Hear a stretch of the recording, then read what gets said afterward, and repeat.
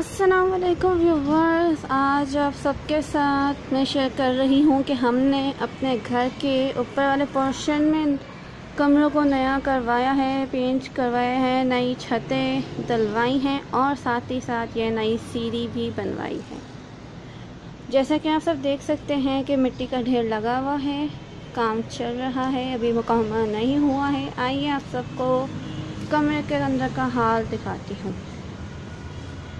یہاں پر اس مختلف کلر کی ٹائلز لگوائی ہے، کمرے کے اندر اس شیڈ کی لگوائی ہے، پینٹ ہوا ہے، سب کچھ ہے، الیکٹریشین ہر چیز کا کنیکشن، بس تھوڑا سا کام اور باقی ہے۔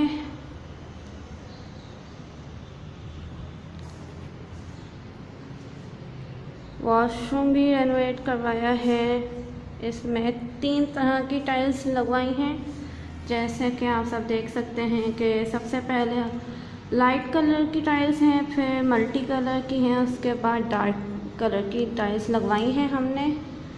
پورا اوپر کا یہ واش روم اور یہ کمرہ رینوویٹ کرایا ہے، نیا کیا ہے، کام چل رہا ہے یہاں پہ،